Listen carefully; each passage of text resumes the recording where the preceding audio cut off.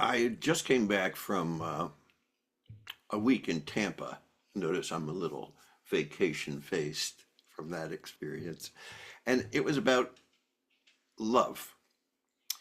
And then Sunday, at another kind of meeting, somebody was reading and they mentioned the Velveteen Rabbit, and that's about being real. So these two appeared almost simultaneously, and I paid attention. So this is called Love and Realism. So I'll start with a quote from The Velveteen Rabbit, written by Marjorie Williams Bianco, I believe.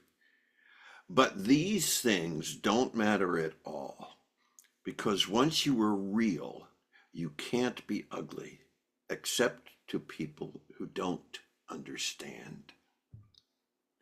So some years ago, a couple decades ago, I had my feet taken out from under me by a series of traumas. It was one thing after another.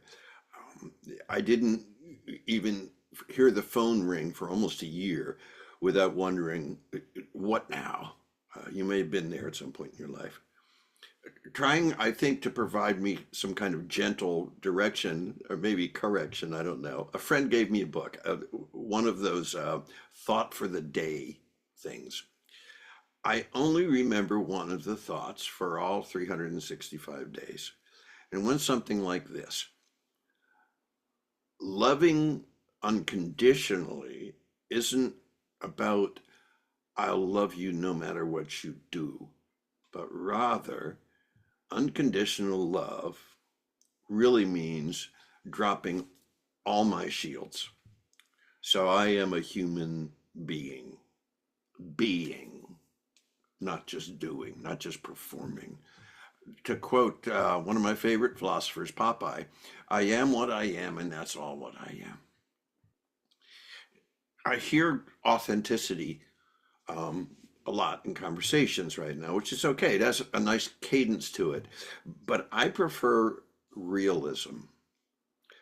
Realism for me, by that, I mean it's kind of a blend of acceptance, rigorous honesty, especially about myself, and Wu Wei, spelled Wuwei. It's a Zen principle, and Zen is the closest to a religion that I follow, and it means more or less not pushing. So what seems to come with this relaxed practice about love and realism that I've gotten into are a couple of very gentle behaviors. I listen better, and I'm very comfortable with silence. I don't have to push. I am hardly afraid of other people's love. And I've spent a good part of my life being afraid of other people's love. There ain't no quo. There's no this for that. There's no negotiation. So grace, which is kind of love and realism, arises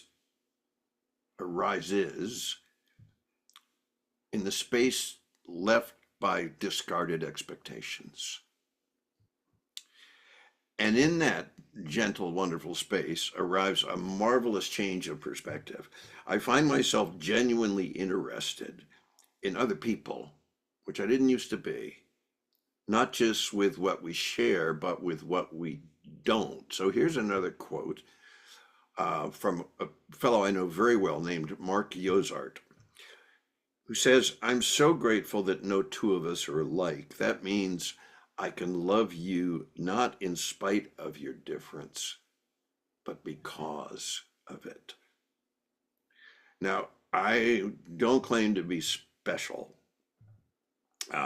like more or less deserving than other people, or worthy, or entitled.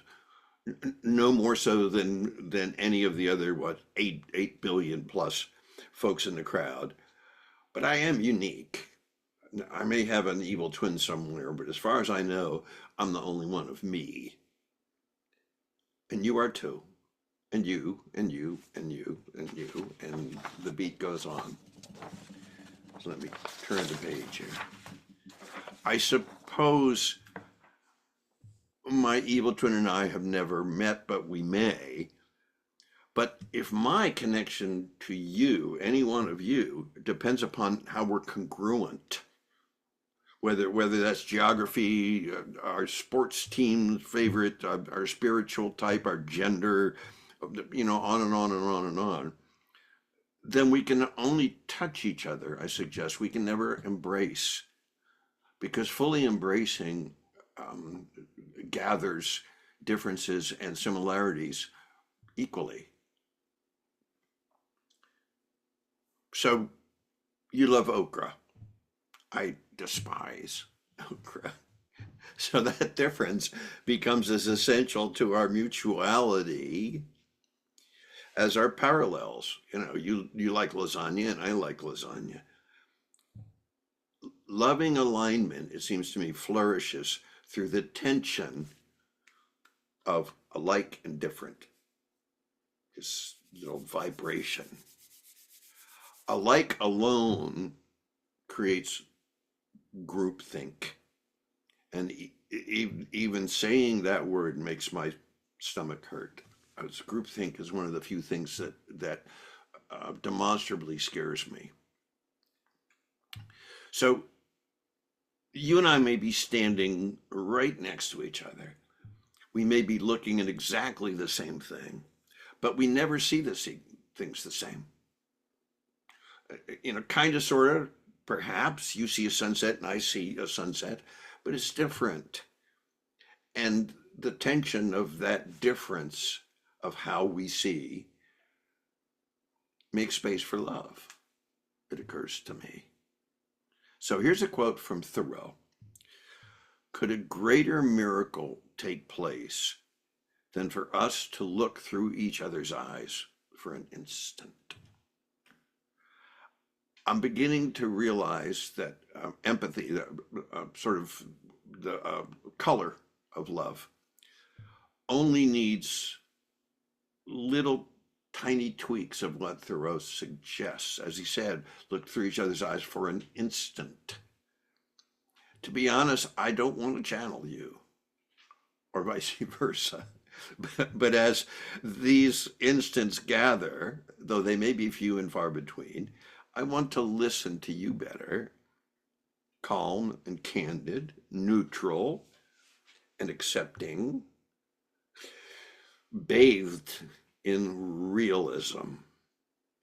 And then these little miracles grace my journey. I love you is great. I love you too is splendid. I mean, really. So my final quote, back to the Velveteen Rabbit. That was a great many years ago. But once you are real, you can't become unreal again. It lasts for always. Thank you.